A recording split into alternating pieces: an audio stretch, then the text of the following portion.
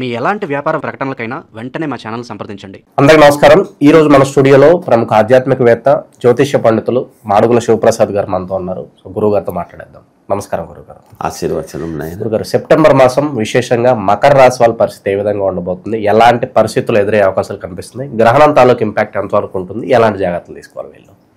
శ్రీ మహాగణాధిపతయే నమః. ఐం మహాసరస్వత్యే నమః. శ్రీ లలితాంబికాదేవియే నమః. మకర రాశి వారికి ఈ సెప్టెంబర్ మాసము ఎలా ఉంది అంటే మిశ్రమ ఫలితాలు గోచరిస్తున్నాయి. జాగ్రత్తగా అడుగులు వేయాల్సినటువంటి పని ఉన్నది.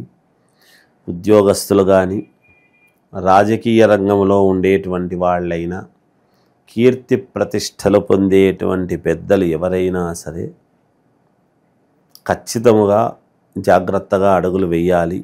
ఎందుకంటే మకరానికి ద్వితీయ స్థానమైనటువంటి కుంభములో ఎప్పుడైతే గ్రహణం అనేటువంటిది ఒకటి ఏర్పడుతూ ఉన్నదో, అలాగే చంద్రగ్రహణం కాబట్టి వీళ్లకు వచ్చేటువంటి ఒక వెలుగు కానీ గుర్తింపు కానీ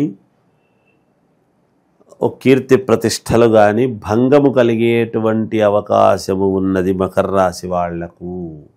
ప్రయాణాలలో జాగ్రత్తలు తీసుకోవాలి, ఆహారములో జాగ్రత్తలు తీసుకోవాలి, దినచర్యలలో బాగా జాగ్రత్తగా పాటించాలి. ఏముందిలే అనుకుని నిద్రాణగా ఉంటే ఇబ్బంది పడేటువంటి పరిస్థితులు ఏర్పడతాయి. ఒక్క మకర రాశి వాళ్ళది చాలా జాగ్రత్తగా ఉండాలి అనేటువంటిది మొత్తం ఓవరాల్గా 12 రాశులలోకెల్లా మకర రాశి వాళ్ళే జాగ్రత్తగా ఉండాలి అనేది చెప్పగలుగుతాయి. ఎందుకంటే మకర రాశ్యాధిపతి శని ఎప్పుడైతే తృతీయములో ఉన్నాడో, మీనములో ఉన్నాడో, వక్ర దృష్టి అనేటువంటిది కూడా ఉన్నదో, తర్వాత ద్వితీయములో రాహు ఉండటం అనేటువంటిది ఒకటి, మిగతా గ్రహాల యొక్క అనానుకూలత వీళ్ళది ఎంత ఉన్నట్టుండి ఒక్కసారిగా స్టేడియంలో లైట్లు పడినట్టుగా చీకట్లో ఉన్నప్పుడు ఒక వెలుగు వస్తుందో అంతే టపిమని పడిపోవడం కూడా ఉంటుంది గాక. అందుకని ఆద్యంత పర్యంతము నఖశిక పర్యంతము జాగ్రత్తగా అడుగులు వేయాల్సినటువంటి అవసరము వీళ్లకు ఉన్నది. అపఖ్యాతి పాలు అయ్యేటువంటి పరిస్థితులు గోచరిస్తున్నాయి.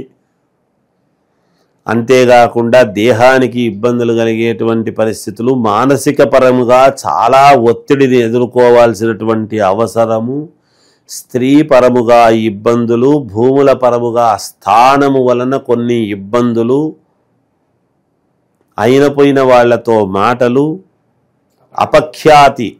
అపఖ్యాతి అనేటువంటిది మూటగట్టుకునేటువంటి అవకాశాలు ఉన్నాయి. కాబట్టి జాగ్రత్త. ఎవరెవరు ఏ లగ్నంలో పుట్టారో వాళ్ళు వాళ్ళ శక్తి మేర పరిహారము అనేటువంటిది చేసుకోవాలి. అగ్ని సంస్కరణ వల్లనే మేలు జరుగుతుంది, అగ్నిహోత్రుడి వల్లనే ఉపయోగం జరుగుతుంది. జప తప హోమాది అని అంటాం. కాబట్టి జపము వల్ల, తపము వలన, హోమము వలన మేలు జరుగుతుంది. కాబట్టి వాటి గురించి చేసుకోవటమే. ఇంకా వీళ్ళు రెండో మాటే లేదు దానికి. పదవి గండం కూడా కనిపిస్తుంది ఖచ్చితముగా. నాకేమిటి పర్వాలేదులే అనుకునేటువంటి వాడికి ఇబ్బంది, దేహపీడా కారణం కూడా జరుగుతుంది. దేహానికి ఇబ్బందులు జరగవచ్చును. నేను కరెక్ట్గా సమయానికి తింటున్నా, కరెక్ట్గా నేను జిమ్ చేస్తున్నా, కరెక్ట్గా నేను ప్రాణాయామం చేస్తున్నా, ఎంత ప్రాణాయామం చేసినా చేయకపోయినా భగవంతుడు మన దగ్గర ఊపిరి ఉండనిచ్చినంత వరకే. ఆయన తీసేదలుచుకుంటే మనం వదిలింది లేదు, పీల్చింది లేదు, రెండూ లేవు ఆయన తీసేస్తే. కాబట్టి జాగ్రత్తగా ఉండాల్సిన అవసరం వీటి వల్ల, ప్రాణాయామం వల్ల నేను ఏదో చేస్తాను, ఎక్కువ కాలం బతుకుతాను, ప్రాణాయామం చేస్తే ఇంకోటి చేస్తే, ఈ రోజుల్లో వచ్చినా ఇవన్నీ 40 ఏళ్ల క్రితం ఎవడూ ప్రాణాయామం చేసింది లేదు, పెట్టింది లేదు. ఎవరి పనులు వాళ్ళు చేసుకుంటూ శారీరకమైన నమ్మకాన్ని నమ్ముకొని పొద్దున్న లేస్తే అందరూ సేద్యాలు చేసుకుంటూ పొలాల్లో ఆ పని ఈ పని కష్టం చేసుకుంటూ ఇస్సు అని దంచుకుంటూ చేసుకుంటూ ఉండేటువంటి వాళ్ళు ఏ ప్రాణాయామం చేస్తున్నారు? ఇప్పుడు కదా వచ్చినాయి ఈ జిమ్ములు ఇవన్నీ. మరి పూర్వం ఏమొచ్చినాయి? పాపం ఆడవాళ్ళ పనులు చేసుకోనికోకుండా ఆడవాళ్ళు కూడా ఇప్పుడు జిమ్ములకు కొని పోతూ ఉన్నారు. కొంత వయసు వచ్చిన తర్వాత ఈ పొద్దు జిమ్ చేసే వాళ్ళ పరిస్థితి ఏమిటనేది తెలుస్తుంది. ఆ రోజు జిమ్ చేసే ఓపిక ఉండదు, జీవసత్వాలు ఇబ్బంది అవుతాయి, వాళ్ళ పరిస్థితులు ఇబ్బంది కదా, వాళ్ళు పడతారు పాపం. కనుక వాళ్ళు అవి కాదు చేయాల్సింది, ఎంతో కొంత ఇంటి పని. ఎంత మనము పరాయి వాళ్ళకు అప్పచెప్పినా కూడా, మన పిల్లల్ని ఎంత ఆయాలకు ఇచ్చినా కూడా తల్లి ప్రేమ అనేటువంటిది చూపిస్తే కదా పిల్లలకు దక్కుతుంది. అందుకని ఇంటి పనులు అనేటువంటివి ఇప్పుడు దేశ ప్రధానులు కావచ్చు, మంత్రులు కావచ్చు, ఇంకోరు కావచ్చు, ఆడవాళ్ళు ఇంటికి వెళ్ళిన తర్వాత ఇంట్లో పని ఆడవాళ్ళు ఎప్పుడైతే వాళ్ళ పనులు వాళ్ళు చేసుకుంటారో వాటికి మించినటువంటి వ్యాయామం ఇంకొకటి లేదండి. అందువల్ల ఈ రాశి వాళ్లకు కొంచెం జాగ్రత్తలు వహించాలి, చూసుకోవాలి అనేటువంటిది నేను స్పష్టంగా చేయాలి. పెట్టుబడులు అనే మాటకు దూరంగా ఉండడం బెటర్ అంటారా? ఏది మాట్లాడినా అనవసరంగా నెత్తికి చుట్టుకోవడమే. అడుగు తీసి అడుగు పెట్టకుండా, ఇల్లు కదలకుండా, ఈ నెలంతా కూడా ఇంట్లో ఉంటే సంతోషం, బయటికి వెళ్ళకుండా. మరి ఉద్యోగస్తులు కదా గురువుగారు, వెళ్ళకపోతే ఎట్లా? పొట్టకుటి కోసుకునేటువంటి మేము పని చేసుకునే వాళ్ళం, మాకు పోకుంటే ఎట్లా అంటే, పని చేసుకునేటువంటి వాళ్లకు, కూలీ పనులు చేసుకునే వాళ్లకు, రోజువారీ పనుల వాళ్ళకి ఇబ్బంది లేదు. వాళ్ళకేవో చిన్న వస్తూ ఉంటాయి, వాళ్ళు పెద్ద లెక్క పెట్టరు.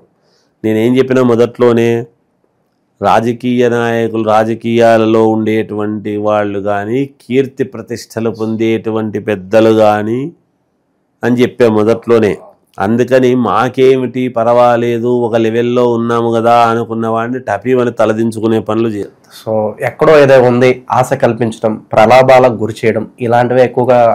అలాంటివి నాకు తెలిసినంత వరకు వీళ్లను అలాంటివి మోసం చేసే వాళ్ళు ఏమీ ఉండరు. కానీ వీళ్ళకే కొంత అలాంటి ఆలోచనలు వచ్చి ఏదో చేద్దాం, మనం చెందుదాము అనేటువంటి ఆలోచనలకు పోయి ఇబ్బందులు పడేటువంటి పరిస్థితులు వీళ్ళకు ఉంటుంది తప్ప వీళ్ళకి ఎవరో చేస్తారనేది కాదు. కానీ వీళ్ళు కొంచెం జాగ్రత్తగా ఉండాలి. సమయానికి తిండి తినటము, సమయానికి నిద్ర అనేది తీసుకొని ఈ మాసము బయటికి కదలకుండా ఉండి, ఇంకొకరితో మౌనేన కలహం నాస్తి అని అన్నట్టు ఎవరితోనూ ఏమీ మాట్లాడకుండా మౌనముగా ఉంటే నీకు మంచిది కదా. అందువల్ల కొంత ఇబ్బందులు ఉన్నాయి, వీళ్లకు జాగ్రత్త వహించాలి. సో చాలా వరకు ఇబ్బందికర పరిస్థితులు ఉన్నాయి.